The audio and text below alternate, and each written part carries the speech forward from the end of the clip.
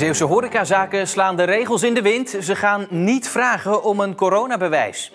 Het is mijn horecazaak, niet die van Mark Rutte of van Hugo de Jong. En verder in het nieuws vandaag. De president van de rechtbank neemt afscheid. En Goes ruimt plastic afval op.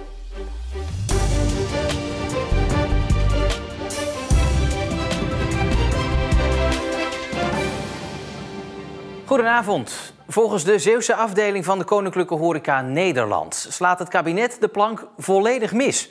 Het besluit dat er om een toegangsbewijs moet worden gevraagd voordat je iets mag eten of drinken is onuitvoerbaar.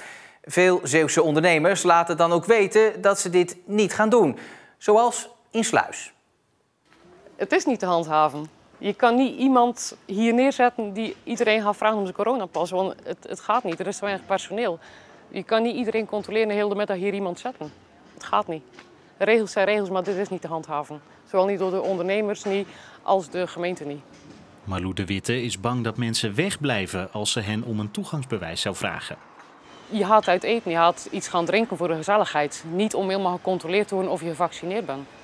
Een vaccinatie is en blijft vrijwillig en op deze manier is dat niet. Goedemorgen, wat mag het zijn? Koffie voor mij. Een koffie? Ook koffie, alsjeblieft. En niet ingeënt worden wil, moet je ook niet weg willen. Dan moet je thuis blijven, vind ik. Ik vind iedereen die zich inent, die moet gewoon een beetje voorrang krijgen. Ze hebben het al zwaar en als ze dan ook nog moeten vragen naar toegangsbewijs, dat allemaal rompslomp. En ik denk eigenlijk dat het eigenlijk ook helemaal niet helpt. Ik begrijp het wel dat het allemaal weer een extra maatregel is, weer lastiger voor hun. Hun willen natuurlijk geld verdienen en dat begrijp ik ook. En dat gun ik ze ook hoor. Stel je moet je hier laten testen, dat kan niet in de buurt, dat kan alleen in Terneuzen. Ja, dat is lastig. Dat is wel heel ver weg, maar daar kun je wat aan doen natuurlijk, toch? Als Rijk, denk ik. Zou ze dat moeten doen. Goedemorgen, wat mag het zijn voor u?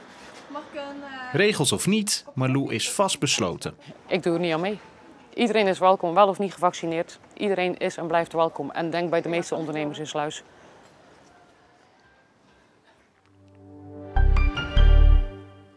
Het gele krantje van Noord-Beveland is in opspraak geraakt. Het informatie- en reclameblad van de gemeente wordt, net als de Scheldepost in Capelle, uitgegeven door Trainnews Media. En net als in Capelle wil de uitgever in het Noord-Bevelandse krantje geen advertenties meer plaatsen die niet passen bij hun reformatorische achtergrond. En ook hier is nu kritiek van culturele instellingen en de gemeente. De Westerschelde-tunnel gaat samenwerken met de stichting Dierenwelzijn Walcheren als er dieren worden aangereden in en rond de tunnel. Dode dieren werden altijd van de weg gehaald en afgevoerd, waarna de baasjes soms in onzekerheid bleven.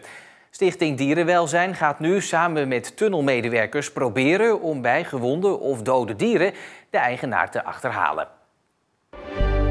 Scholen over de hele wereld staan vandaag stil bij plastic afval.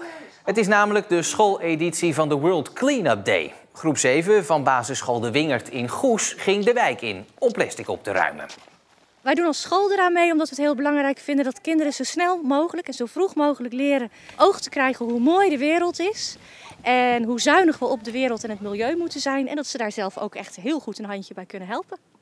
Plastic papiertjes waar de rietjes meestal in zitten en blikjes. Papiertjes, zakjes. Ik vind het wel erg dat mensen het zomaar laten liggen. En je kan het ook gewoon in de prullenbak stoppen, want dat is hier ook. Het wordt steeds meer en daar gaat de natuur echt dood van. En dieren ook. Ja, dat vind ik ook wel heel goed dat we hier met onze klas aan werken. Straks in deze uitzending. Politieke partijen willen veel meer duidelijkheid over het mislukte miljoenenproject in de Grevelingendam. Maar eerst het vertrek van Nol Vermolen als president van de rechtbank Zeeland-West-Brabant. Na 3 jaar kijkt hij terug op een mooie tijd, hoewel een flink deel werd overschaduwd door de coronacrisis. De dag dat ik het telefoontje krijg van we moeten nu alle deuren gaan sluiten van de rechtspraak voor bezoek en gebruikers. En daar moesten we een weg voor vinden. Die hebben we heel erg gezocht in het digitale. Dat moesten we allemaal in 1 dag doen. Dat ging natuurlijk best het een en ander mis. Maar juist omdat we het met z'n allen deden, is het toch gelukt om dat langzaam hortend en stotend, en dat moeten we ook erkennen, op gang hebben gebracht naar iets wat nu best mooi is en ook navolging verdient, ook als we met corona stoppen. Want een rechtszaak die digitaal te volgen is, voorziet in een behoefte, zo bleek. Er waren rechtszaken waar veel meer mensen meekeken dan er ooit fysiek naar de rechtbank zouden komen. En dat is goed voor de openbaarheid. Ook voor degene die zelf voor de rechtbank moet verschijnen, kan een online zitting een uitkomst zijn. Toch blijft het soms nodig om elkaar fysiek te zien. En dan kan het zijn dat Middelburg, nog de enige locatie van de rechtbank in Zeeland, een eind weg is. Een grote provincie, grote afstanden, redelijk dun bevolkt. Dus daar werd tegen mij vaak gezegd van ja, leuk dat je in Middelburg een locatie hebt, maar je zal maar aan de grenzen van de provincie wonen. Of zelfs een tunnel moeten nemen waar je voor moet betalen. En dan moet je ook niet schuwen om het oude weer terug te halen. Nou, misschien moeten we er naar zoeken als een soort spreekuur wat vaker op locatie in Zeeland te zijn. Maar het is maar een idee. Dat laat ik graag aan mijn opvolger over om daar verder invulling aan te geven. Maar dat betekent niet dat het voor Nol Vermolen tijd voor pensioen is. Ik word weer gewoon rechter. Ik ben ooit als rechter begonnen. En ik ben de 66 inmiddels gepasseerd. Dus het is ook een mooi moment om weer terug te gaan naar het primaire proces. Op mijn 70e word ik van rechtswege ontslagen. En ik wil de tijd tot dan toe wel benutten om al dat mooie werk te kunnen doen. Nol Vermolen wordt opgevolgd door Jasper van de Belt en hij begint op 1 oktober. Wat is er toch misgegaan met het testcentrum voor getijdenenergie in de Grevelingendam? Het project dat Zeeland op de kaart moest zetten kostte miljoenen en leverde niks op. Verschillende fracties in Provinciale Staten willen nu weten hoe dat kwam en hoe het voorkomen had kunnen worden. Hier had het moeten komen, het TTC, het Tidal Technology Center. Een testcentrum voor getijdencentrales dat Zeeland internationaal op de kaart had moeten zetten. Maar de financiën droogden op en het project viel in het water.